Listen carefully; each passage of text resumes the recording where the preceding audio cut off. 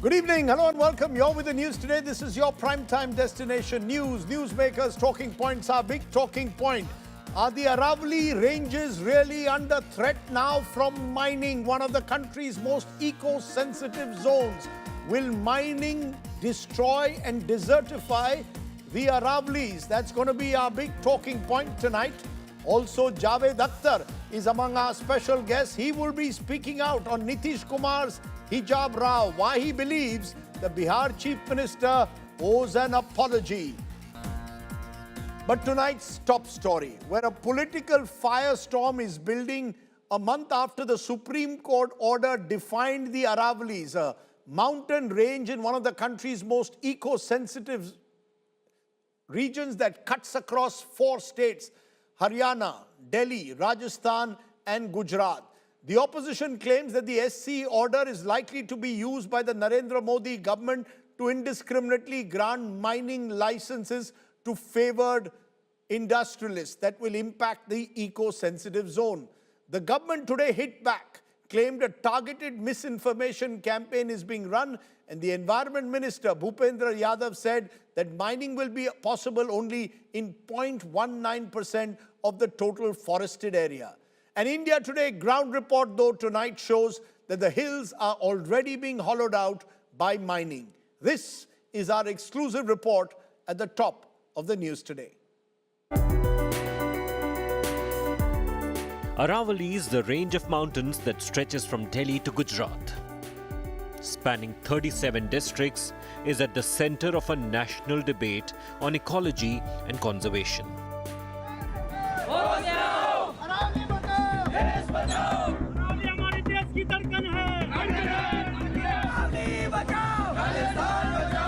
An agitation by civil society and opposition parties is taking shape in the affected states, including Rajasthan and Haryana, against a recent Supreme Court verdict that defined the Aravalli ranges based on recommendations by a committee appointed by the court.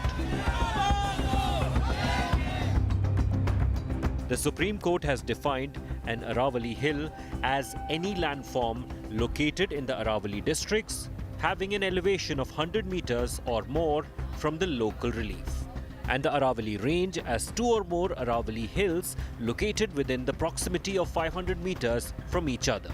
The court ordered the Environment Ministry to prepare a management plan for sustainable mining, or MPSM, in Aravallis, like one already done for Saranda in Jharkhand. The court ruled that no new mining license should be granted till the management plan is ready, but refused to ban existing mining leases. Activists have questioned the definition of Aravalli hills. They claim hills below height of 100 meters would be opened up for mining in future, and Aravalli hills and ranges would lose continuity and integrity. They point out that according to a Forest Survey of India assessment, out of the 12,081 mapped hills, only 1,048, or just 8.7%, meet this threshold of 100 meters. Taking all this aspect into The Narendra Modi government defends the definition and claims mining is allowed in only 0.19% of the Aravallis. An India Today ground reality check reveals the protection promised to Aravallis often remains on paper. At Kairani near Alwar, hills are being hollowed out. Workers at the site evaded questions on license. आप बताओ ना lease किसका है ये?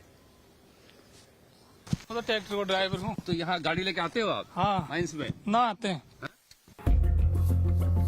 While forest areas are barred from mining, this is what our reporter found. केंद्र सरकार ने supreme court में लिख कर दिया कि 100 मीटर या उससे ऊपर की पहाड़ी को ही अरावली माना जाएगा, और सुप्रीम कोर्ट ने इसे स्वीकार कर लिया। लेकिन हम आपको आज दिखाने आए हैं कि आखिर किस तरह से यहाँ पर अरावली का सीना चीरकर अरावली को बर्बाद किया जा रहा है। आप देखिए किस तरह से यहाँ पर ये अलवर का इलाका है। अलवर में कितनी ऊंची ये पहाड़ी रही होगी जिसे खान माफियाओं ने पूरी तरह से बर्बाद कर दिया है। बड़े बड़े क्रेशर यहां पर लगे हुए हैं। भूपेंद्र यादव कहते हैं कि 100 मीटर का या उसके ऊपर के पहाड़ी को अरावली माना जाएगा, मगर यहां तो 100 मीटर से ऊपर की पहाड़ियों को भी नहीं छोड़ा गया है। Rampant mining in the Aravallis poses grave consequences for the national capital. पूरी अरावली रेंज लगभग 750 किलोमीटर में प्रोटेक्ट करती है पूरे एनसीआर को, अपने इस एरिया को, उस डस्ट को यहाँ तक आने के लिए। अच्छा, अगर अरावली नहीं रहेगी तो जैसे रेगिस्तान धीरे धीरे बढ़ रहा है, ये एरिया भी बिल्कुल पूरी तरह से डस्ट में तब्दील हो जाएगा। The question remains, will the Supreme Court verdict set the stage for further erosion of the mountain range? And will there be a rethink? With Sharad Kumar and Sneha Mordani, Bureau Report, India Today. And as I said, a full-blown political war has broken out. The Congress is questioning the new definition, saying now hills below the height of 100 meters will be opened up for mining. The government is rejecting the charges, claiming a misinformation campaign is on. Listen in now to Bhupendra Yadav, Environment Minister, and Sachin Pilot of the Congress.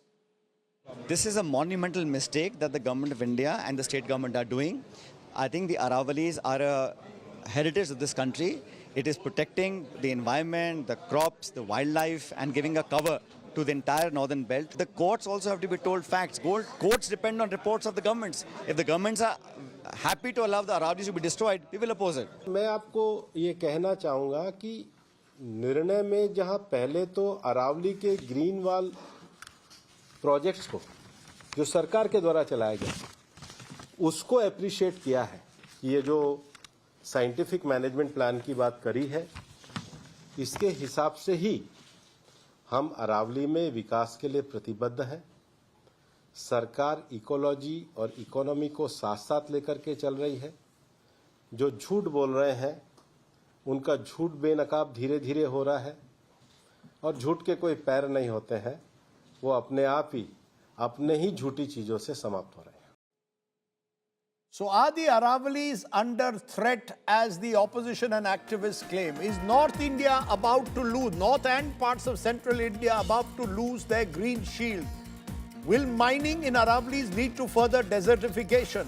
Is this fear-mongering or is this the reality on the ground that needs to be exposed now?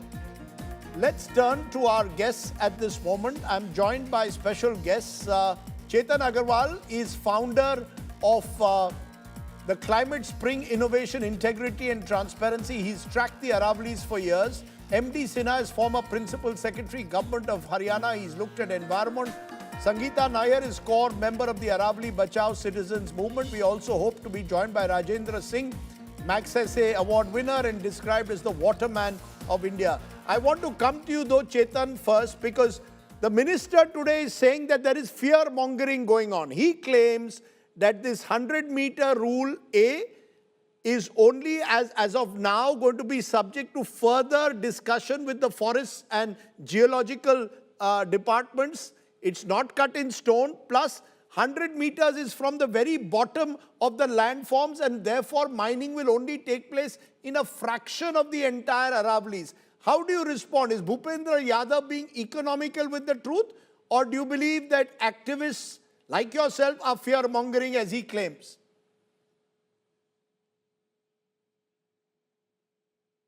You're on mute. You're on mute, Mr. Agarwal.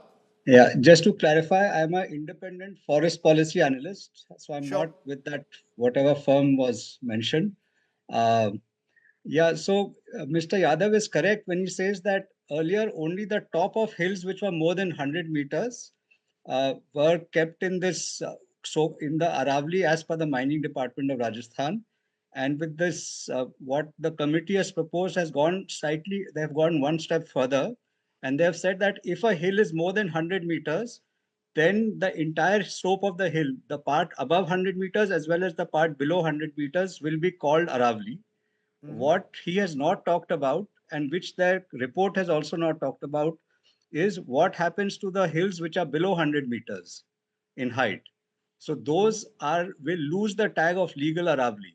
So currently, And both the parts. what percentage of the total area you believe would be below 100 meters?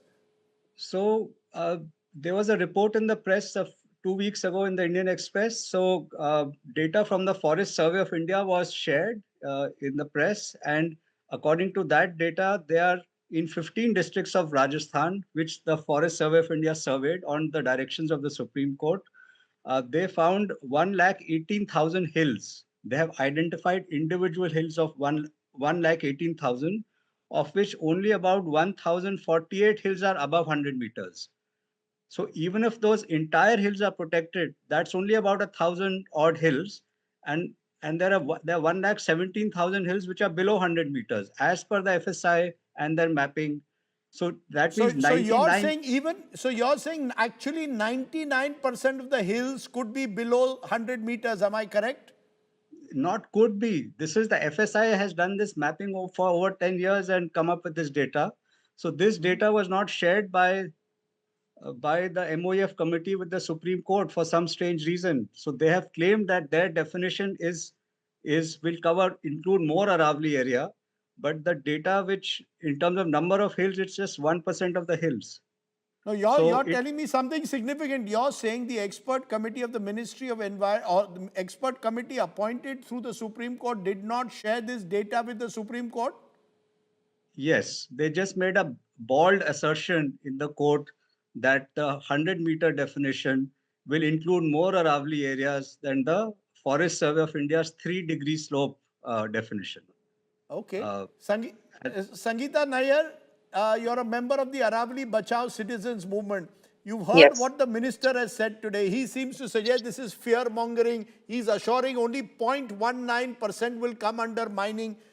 Why is it? Do you trust the government or not? Sir, it's not the question of trusting the government. It is trusting the facts that they are telling us. Like Chetan has said, that is exactly what it is.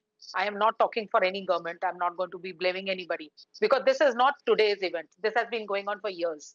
We have been fighting cases for Aravalli for years, trying to protect it from different challenges. So right now, what he said, that almost 99.9% will be open to mining or to deforestation and to desertification of the north area. So you can understand what are the challenges we are going to face if this thing comes to force. So in your view, your experience of being part of the movement is that you fear the worst, right? You fear that there will be rampant mining and rampant construction will be taking place across the Aravallis. Am I correct? Rajdeep, will be is not the question. It is already happening. And this is going to open more doors. Let me just play those visuals again. Mr. M.D. Sinha, you're a former Principal Secretary, Government of Haryana. Just play the visuals of our reporter who went to the ground, and you are seeing mining taking place in Alwar even now, even before this Supreme Court order has come out, which clearly shows that there is a complete blatant disregard for even established environment rules. And as was just pointed out by Sangeeta, this has not happened today. This has been going on for years. The Supreme Court, according to Mr. Agarwal, has not been told the truth about what the actual findings were, about how many hills are below 100 meters. He says 99% of the hills that are there are below 100 meters and therefore could come under, could be allowed for possible mining or construction. Is the government aware of what is happening, or is the government lying to the people of this country? See, this is not the first time that there have been attempts to change the definition. There have been many attempts, and many esoteric definitions have been sought to be sold. There was one definition propounded that said that the Aravallis are not mentioned in the revenue record, so they don't exist. There was another definition that was propounded that said that any hills below, which is not 500 million years older, it will not be Aravalli. And this is the third one. So since I've been in the field in the Aravalli regions for almost 30 years now, so I have seen a lot of times. I've seen officers being charge sheeted, I've seen ACRs being spoiled, I've seen officers nearly being arrested and all. The lobby, the mining lobby and the reality lobby is so powerful that they would continue the definitional issue till a definition that suits them comes. In And 2010, this is Mr. Sinha, across the states, Haryana, Rajasthan, Delhi, Gujarat, in all these states you are saying the mining and reality lobby money is is the trying. most apolitical of things. It cuts across all political things. In 2010, the Supreme Court itself did not agree to the 100-meter criteria submitted by the Rajasthan government and directed the FSI to do a study without taking into consideration the 100 meters criteria. The FSI did a study and submit on behalf of the ministry and submitted it to the court. For 15 years, that was not followed because that criteria did not suit.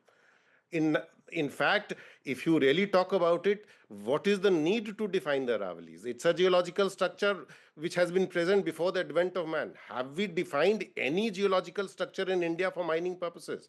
Are we going to define the Himalayas, the Ganga, the Yamuna tomorrow? If the Shivaliks are below a certain height, are they not going to be Shivaliks? So this is just obfuscation and a smokescreen to allow to remove the policy framework for protection of the Aravallis. No, but should the court have not seen through it? Has the Supreme Court also failed us that the Supreme Court did not see through this? It is quite amazing that since I've been following the Supreme Court's order since 2002, the Aravalli orders, the whole series of Aravalli orders in the MC Mehta cases. And this is the first time that the court has completely gone by an assertion made by the learned ASG in court, which categorically stated that the 100-meter criteria will include more areas than any other criteria. So that's a lie. You are telling me the ASG of the country has lied to the Supreme Court. The report of the committee also does not give any data like this. So the statement was a very suo moto kind of a statement in the court. Right. Backed by data. And in a way, having worked, see, I have no political affiliations. I am not a politician. So the entire issue can be settled in 1 minute if the Ministry of Environment just directs the FSI to release the data regarding the height of the hills vis-a-vis the two criteria and the area of the hills by the two criteria. I believe the FSI has already done a study, but the officers have been prevented from releasing that study. For some instance, if suddenly in government files the data gets lost, the FSI has enough wherewithal to reproduce this within 2-3 days. So let's talk about data. Let's not talk about. Yeah, you're making a very, clearly this is absolutely shocking what you're telling us. Rajendra Singh, Waterman of India, you are a Magsaysay award winner. आप तो लगातार कह रहे हैं कि राजस्थान खास करके, लेकिन ये तो हरियाणा, दिल्ली, गुजरात, that ये जो प्रोटेक्टेड बायोडाइवर्सिटी एरिया है उसको खत्म करने की कोशिश हो रही है और इसकी वजह से वहां पानी की जो समस्या है वो और बढ़ेगी. You want to tell us क्या ये जो हो रहा है, क्या आप समझते हैं इससे अरावली खत्म होगी या मंत्री कह रहे हैं ये आप लोगों को डराने की कोशिश कर रहे हैं, ये हकीकत नहीं है? देखो 1988 में मैं सुप्रीम कोर्ट गया था और फिर 91 में सुप्रीम कोर्ट ने हमारे मामले में अरावली के 478 खदानें जो सरिस्का में 200 स्क्वायर किलोमीटर के जंगल में चल रही थी उनको बंद किया और कमलनाथ उन दिनों पर्यावरण मंत्री होते थे, उनको बुला के जस्टिस वेंकट चलैया ने कहा कि भाई ये अरावली हमारी विरासत है, दुनिया की सबसे प्राचीनतम पहाड़ी है, यदि हम इसको नहीं बचाएंगे तो क्या बचाएंगे? तो तभी मिनिस्ट्री ऑफ एनवायरनमेंट ने 7 मई 1992 को पूरी अरावली को प्रोटेक्ट करने के लिए एक नोटिफिकेशन किया. पहले सरिस्का की 478 खदानें बंद हुई, फिर अलवर और गुड़गांवा की खदानें बंद हुई और फिर 1993 में 2 अक्टूबर से लेके 22 नवंबर तक मैंने पूरी अरावली में 700 लोगों के साथ हिम्मतनगर गुजरात से लेके दिल्ली की पार्लियामेंट तक यात्रा करके गया. शिवराज पाटिल उन दिनों लोकसभा अध्यक्ष होते थे. उन्होंने कहा कि आप हमारा काम कर रहे हैं, हम जरूर अरावली की सब खदानों को बंद कराएंगे. और एक बार अरावली में 93 में सब लाइंस बंद हो गई थी। मेरा कहना ये है कि हम जरा ये देख लें कि वही सुप्रीम कोर्ट है जो पहले सारी खदानों को बंद करा रहा था। अभी क्या हो गया अचानक कि सुप्रीम कोर्ट 100 मीटर वाली डेफिनेशन कहां से ले आए, मुझे समझ में नहीं आता। सिन्हा साहब ने डिटेल रखा है, अच्छा लगा सिन्हा साहब की ये डिटेल रिपोर्ट सुन के। लेकिन मेरा कहना ये है कि जब हम अपनी विरासत, जो हमारी गर्म हवाओं को और रेगिस्तान को रोकने की दीवार की तरह काम करती है, और धरती के जो भूजल के भंडार हैं, जहां पर अरावली है, अरावली में कन्फाइंड वर्टिकल फ्रैक्चर्स हैं, तो बारिश के दिनों में वो पानी धरती के अंडरग्राउंड एक्यूफर को रिचार्ज करता है और वो पानी मीठा और पेयजल, स्वस्थ पेयजल होता है। जहां ये नहीं है वहां हरियाणा में भी खारा पानी है, राजस्थान में भी खारा पानी है। केवल जो अरावली माउंटेन्स का रिचार्ज का सिस्टम है पानी का, वहां पर मीठा पानी है। राजदीप, नहीं, लेकिन आपने जो सवाल उठाए, आप भी सुप्रीम कोर्ट पर एक तरह से सवाल उठाए। Same supreme court, let me just tell our viewer, the same supreme court which in 92-93 ensured that the mining was stopped in the Aravallis has now opened the door. We don't have a Supreme Court judge on the panel, but we have people who've been tracking this story for years. Chetan Agarwal, you know, the more you hear these stories, Rajendra Singh has tracked this for 30 years, you've tracked it for years. It almost seems as if the Supreme Court today is opening up the Aravallis. The government is turning around and saying, we will only follow what the Supreme Court is saying. So the Supreme Court also will have to start giving an explanation as to what has changed between 93 and 2025. Yeah, so the government is saying we'll follow what the Supreme Court is saying, and the Supreme Court has said that we will follow whatever the government is saying. So who is speaking for the environment here? The Environment Ministry is speaking for the Mining Department and maybe the Town and Country Planning Department, which gives the licenses. So basically, environment and the Aravallis were unrepresented in the court in this matter. The hills which were over 100 meters were kind of represented by the MOF, but the hills which were below 100 meters, which is the vast section of the Aravallis, were orphaned in a way. There was no one to speak for them in the court. Certainly not the MOF or its committee. In fact, yes, go ahead, Mr. Sinha. I joined as a young professional in Faridabad in 91. So I have been, I've gone through what Rajendra Singh ji mentioned, leading to the 92 notification banning mining in Faridabad and Alwar because of the water issue. And the 92 notification very well lays down the Aravalli landforms. Gair Mumkin Pahad. No, so what is, but you know, but are we saying this is therefore that somewhere the government bureaucrats, the courts? Yeah, go ahead. The Aravalli notification of the ministry itself very clearly lays down all the Aravalli landforms.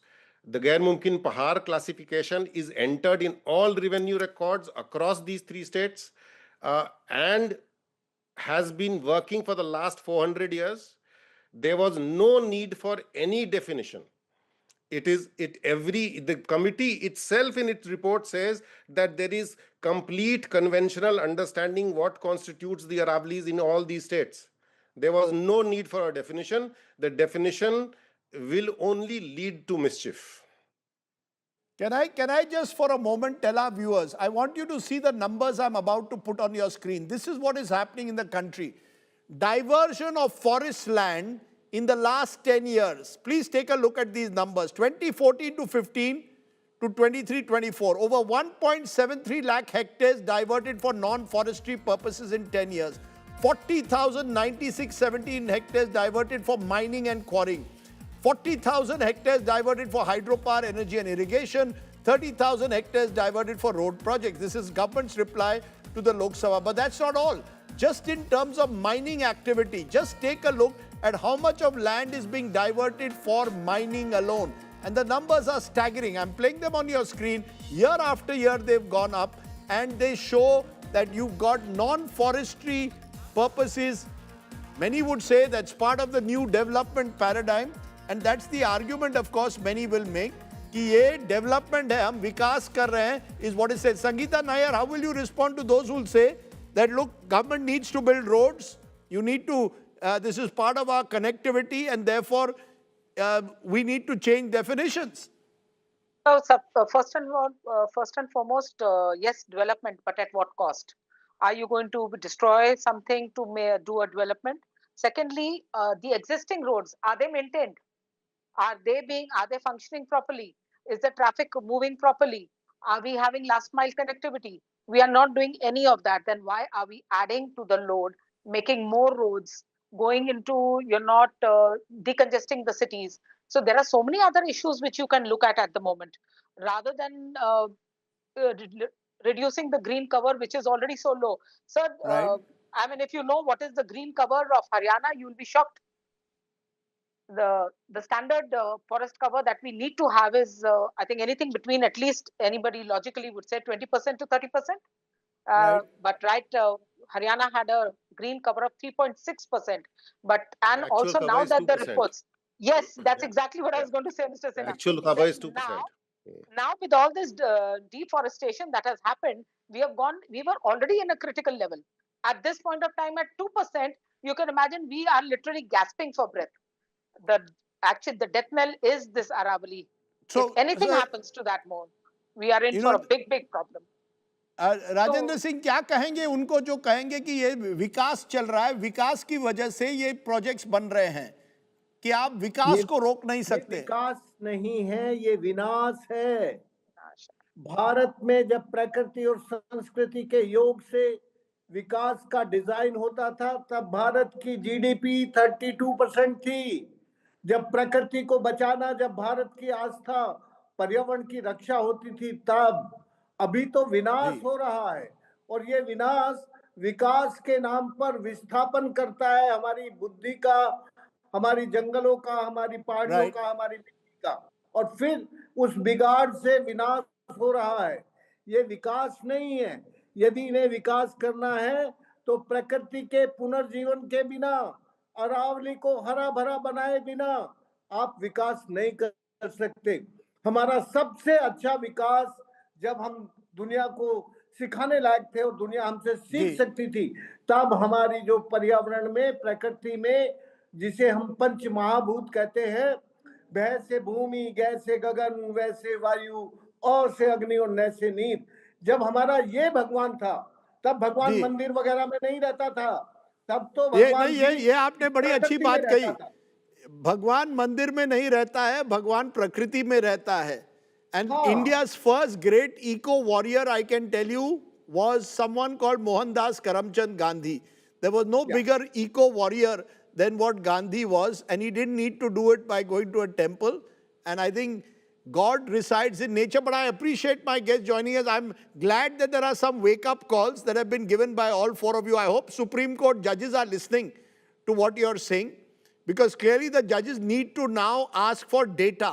It's not enough to have reports. You need hard data before you make definitions. Thank you all very much for joining me here at the moment. My take. The concerns over the Aravallis are only the latest wake-up call for India's growing insensitivity to environment concerns, or at least the government of India's growing insensitivity. Fact is, the destruction of forests, the encroachments in coastal areas, the pollution of our rivers, mining and construction in eco-sensitive zones has carried on over a considerable period now. Sustainable development is a mantra in climate change conferences. On the ground, there is a growing disregard for environmental rules. This can have frightening consequences, as we have seen in recent times with the devastation in hill states like Himachal and Uttarakhand, the fire in a Goa nightclub that was built on a salt pan land, the horrific landslides in Wayanad last year. I don't know how many more wake-up calls it will take for governments to realize the cost of this environmental degradation.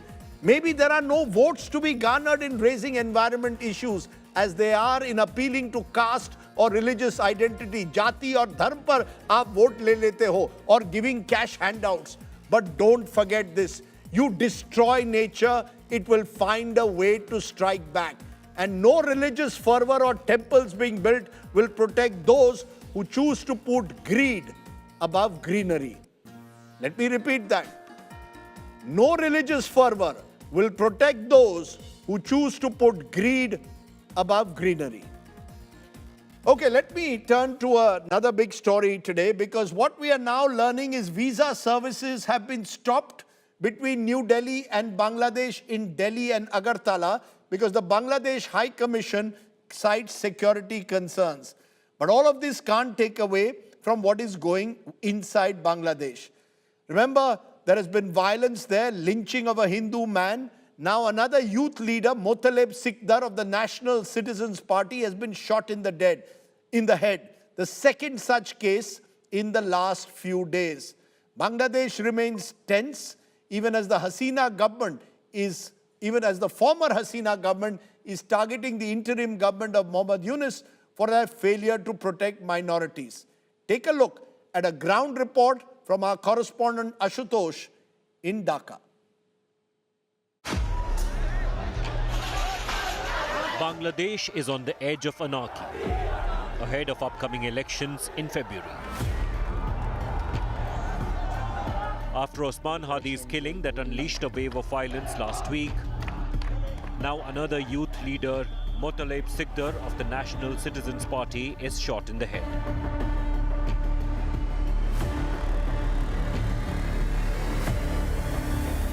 Motaleb Sikdar, who had taken part in protests that led to Sheikh Hasina's ouster, is critical and undergoing treatment in the hospital. The attempt on Sikdar's life comes even as the country grapples with violence by Islamist extremists, who targeted an Indian mission in Chittagong, media outlets, cultural center in Dhaka, and lynched a Hindu man in Meeman Singh.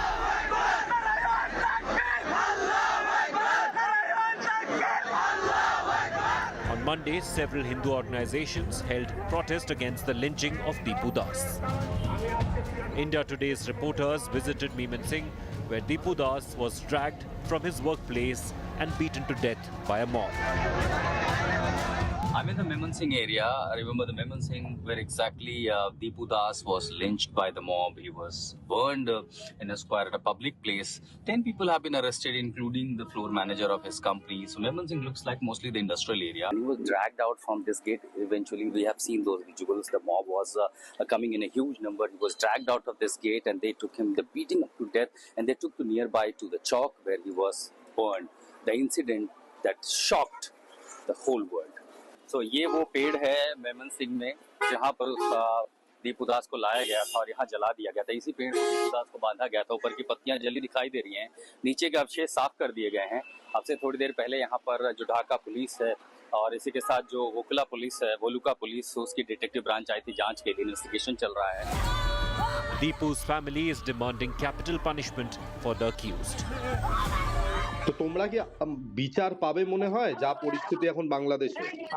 আমরা বিচার চাই দাদা, আর কিছু চাই না। আমার ভাইয়ের হত্যা করে যারা হত্যা করছে আমার ভাইয়ের নিঃসন্তান সবাই, ঠিক আছে, তাদের আমি ফাঁসি চাই। আমি আর কিছু চাই না। As Bangladesh Chief Economic Advisor Mohammad Yunus struggles to keep his house in order, former PM Sheikh Hasina has hit out at the regime.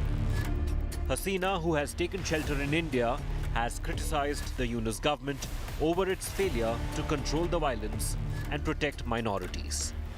Hasina claimed that Yunus was powerless to stop the attacks on diplomatic missions. She accused Yunus government of giving immunity to hooligans. As the situation in Bangladesh remains tense, India is keeping a watch on every development in its backyard. Bureau Report, India Today. Troubling scenes there from Bangladesh. Let's turn from there to another row that continues to build, because days after Bihar Chief Minister Nitish Kumar allegedly tried to lift the hijab of Ayush doctor, Dr. Nusrat Parveen, during a public event, the young woman has still not joined duty at Patna's Sabalpur Primary Health Center. While 63 other doctors have reported, her absence is under the spotlight, with even the Jharkhand government now stepping in and offering her a job. The Congress is slamming Nitish Kumar for insensitivity, calling it a threat to women's dignity, while BJP leaders have defended his action, insisting that Indian law was followed. Take a look at just why a hijab has become such a contentious issue in Bihar. Days after Bihar Chief Minister Nitish Kumar tried to lift hijab of Nusrat Parveen at a public event to give appointment letters, the Ayush doctor has still not joined duty at the Sabalpur Primary Health Centre in Patna Sadar. Officials confirm that 63 doctors have already reported for work, making Dr. Nusrat Parveen's absence stand out. The state government is giving the doctor more time to join duty. मेरे हिसाब से तो join करेंगी वो, तभी तो खुशी खुशी गई थी अपॉइंटमेंट लेटर लेने। मेरा तो पूरा उम्मीद है कि वो आएंगी। अब तो डेट खत्म हो गया। ऐसा होता रहा है पहले भी, ऐसा नहीं कि पहली घटना होगी, ऐसा नहीं है। विभाग डेट देता, मौका देता है। हम तो कहे 12 अभी और डॉक्टर्स को आना है। The controversy has sparked a political storm. Congress leader Pawan Kheda lashed out at Nitish Kumar for the insensitivity.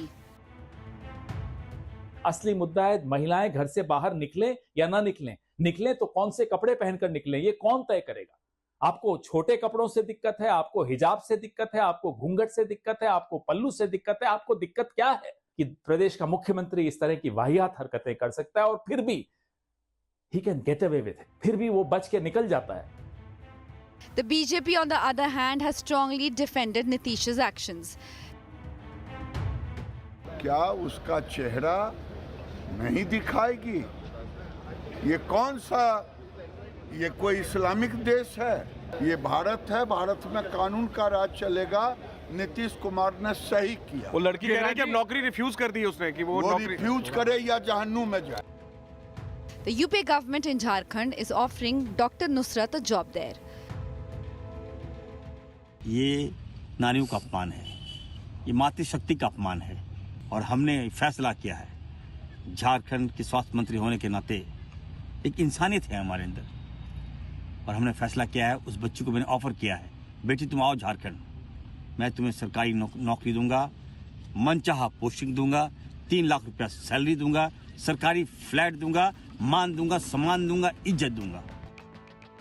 Dr. Nusrat Parveen and her family have maintained silence on the incident. The hijab row has reopened a wider debate on women's dignity and safety in society. Bureau Report, India Today. And joining me now on the Nitish Kumar hijab controversy is someone who's always spoken his mind fearlessly. Javed Akhtar now joins me. Appreciate your joining us, Javed Saab. You've come out very strongly against Bihar Chief Minister Nitish Kumar pulling down the hijab of a Muslim woman, Dr. Nusrat Parveen, in public during her appointment letter ceremony as a doctor there. Why are you so angry with Nitish Kumar? Do you believe he has committed an act which is a personal violation, or are you making a broader political statement? Well, I don't need to make any broader political statement. It was an indecent act. It is beyond any doubt for many years, and on this issue, my effigies have also been burnt exactly on these issues by some conservative Muslims in Lucknow, perhaps 15 years or 17 years back. That I because your effigy was burned because you've opposed hijab. You've opposed hijab, the practice of hijab. Very right. Any kind of parda. That is wrong. But it doesn't mean that you can take this. Maybe I'm an atheist. I don't believe in religion. It means I should go and pull people out of temples and mosques and church. Should I do that? Or should anybody do it? You can oppose it. You can give your reason why, and you should try your best to see to it that people think your way and understand what you intend. But you cannot do this, and particularly with a woman. It's not a Muslim woman, a woman. आप जाके किसी भी conservative Hindu घर में या Hindu society के अभी भी ऐसे there are certain pockets in India where women have long ghungats, which is as bad as the hijab. Perhaps worse, because you can't even have free eyes. So you'll go and pull that gungat. How can you do that? How can anybody do it? It is indecent. It is not cultured. It is coming from a male chauvinistic, powerful, I am the monarch of all I survey attitude. Not acceptable. Sorry. You know, how do you then respond to someone like the BJP minister in the Modi government, Giriraj Singh, saying, if someone is going to collect an appointment letter, should they not show their face? Is this some Islamic country? Nitish Kumar has acted as a guardian, is what Giriraj Singh said after this entire controversy broke out. I must tell you one thing. Actually, I appreciate Giriraj Singh, not for this particular statement, but for his very being. Because, you know, he is unadulterated. He is honest. He says what many people of his group means. But they are diplomatic, how much they should say and how much they should write. He pours out that righteous beliefs and philosophy and ideology in total purity. I mean, whatever you may say, but you have to respect his innocence and his honesty. This is what most of the people of his kind think. This is it. But he is the only honest or innocent person who says everything, which most of them believe. So we should listen to Giriraj Singh very carefully, because that is the belief, that is the ideology they are following, which unadulterated comes out from Giriraj Ji. I like it. I like him for that. You know, He keeps us informed. You know, your tongue is firmly in your cheek when you say that. But if I, am I then, but the fact, Javed Akhtar Saab, is that for a long time Nitish Kumar has positioned himself as a secular politician. He even once famously said कि public life में कभी तिलक भी लगाना पड़ता है, कभी टोपी भी पहननी पड़ती है. Do you see this as Nitish Kumar in a way? Is there a sense of disappointment that you and others who perhaps saw Nitish Kumar as a secular alternative in this country a decade ago feel today? I think you are asking those questions from the wrong person. I didn't see him at all. Whether a secular person or communal person, he doesn't matter to me. But he has drawn my attention by doing this, that's all. So what is his value? Who is he? Maybe he's the minister of one of the states. So what? How does he affect my life? The worry is, of course, that there will, Nusrat Parveen, the doctor, has not even joined her work. And there could be pressure from within the Muslim community also on her. She becomes caught in this political tangle in a way. A woman who has, a well-educated woman suddenly finds herself caught in this political crossfire. What happens to her? Which crossfire? What is the crossfire? अब एक crossfire ये है कि the kind of responses that are coming to what happened that day, she obviously... I want to know any decent person who has certain respect for women's dignity, whether this man is a Jew or a Parsi or a Hindu or a Buddhist or whoever he is, what will be his reaction if he's a decent person? So it is not an issue of Hindu and Muslim. So the crossfire that you are suggesting is a misnomer.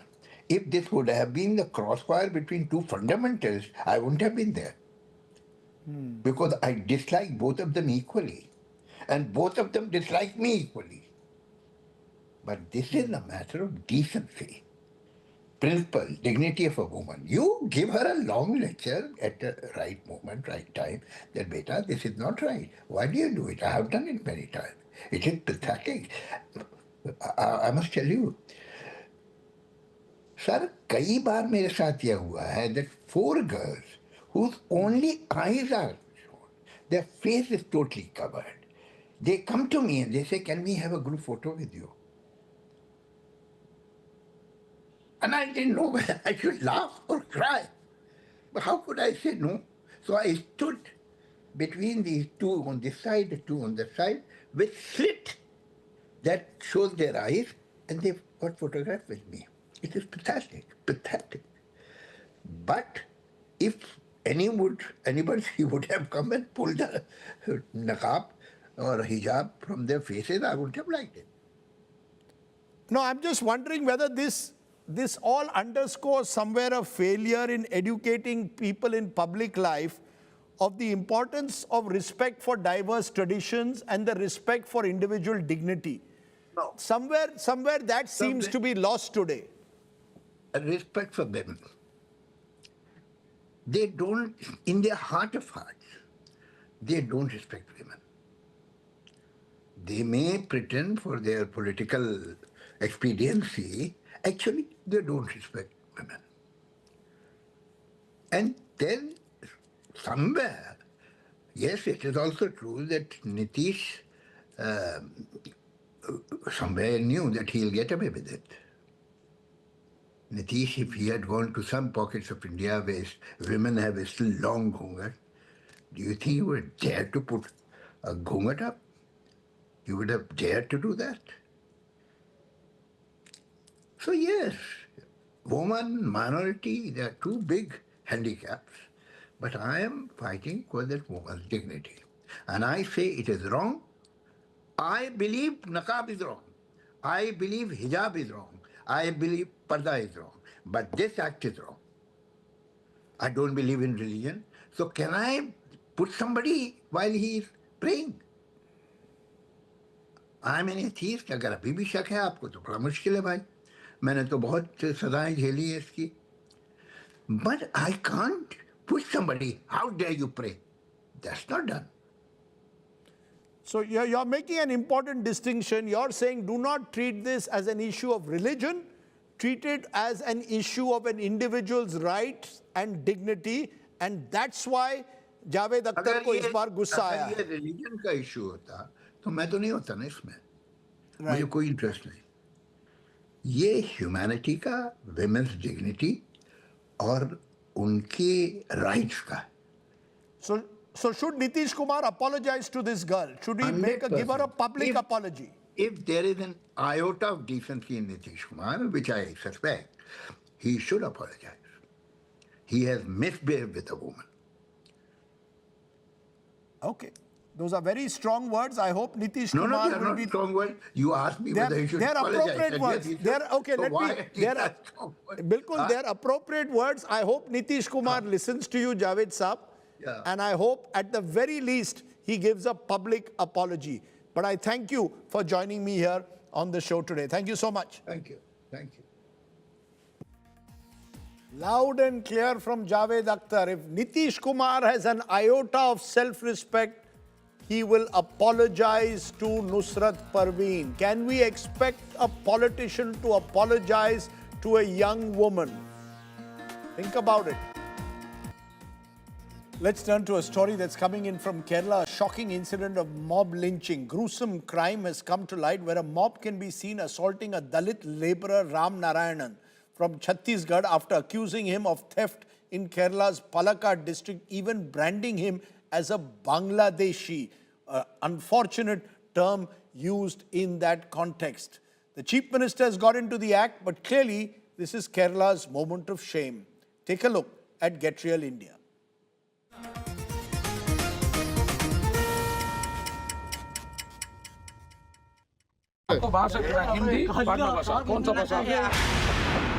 He's asked where he hails from. कहाँ है तुम? दो ठोक हमारे था बांग्लादेश बांग्लादेश दो ठोक आपको बांग्लादेशी आपको Bangladeshi He's repeatedly asked, are you Bangladeshi? And when he says yes, the mob begin their ruthless assault. आपको Bangladeshi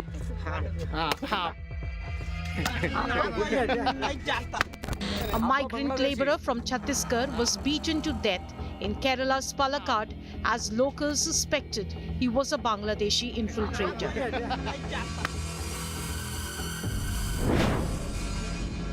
Five people have been arrested and charged for murder.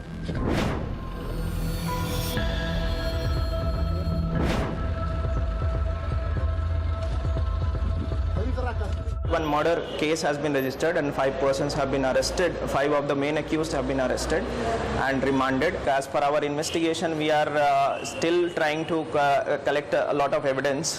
So we think that there is involvement of more number of accused, and accordingly legal action will be taken against them. Kerala Chief Minister Pinarayi Vijayan has also condemned the lynching and has assured that strict action will be taken. The Kerala Chief Minister also said that such acts tarnish the reputation of Kerala. The CPIM has blamed the RSS for spreading hate in Kerala. Sangh Parivar രാജ്യമാകെ പടർത്തിക്കൊണ്ടിരിക്കുന്ന വർഗീയ വംശീയ വിഷത്തിൻ്റെ ഇരയാണ് രാംനാരായൺ ഭയ്യാൽ. പക്ഷേ നിർഭാഗ്യകരമെന്ന് പറയട്ടെ, ആൾക്കൂട്ടക്കൊല എന്ന് മാത്രമാണ് മാധ്യമങ്ങൾ ഉൾപ്പെടെ ഇപ്പോൾ പറഞ്ഞുകൊണ്ടിരിക്കുന്നത്. The family of the migrant laborer who was killed in the mob attack has refused to receive his mortal remains until all the culprits are nabbed and punished. मेरे भाई को जो है यहाँ पे भीड़ द्वारा जो है पीटा गया है, तो जो भीड़ द्वारा पीटा जो धारा है मॉब लिंचिंग का, वो केस दर्ज होना चाहिए. और जो तहसील पुनावाला का धारा है SIT टीम गठित वो हो. तक के परिवार में कमाने वाला वही अकेला व्यक्ति था. घर पे बूढ़ी माँ है, 2 बच्चे हैं, बीवी है. अब उसके घर पे कोई इनकम की कोई जरिया नहीं है. This mind-numbing lynching has rocked Kerala and even led to a political showdown on who is responsible for the hate attack. Bureau Report, India Today.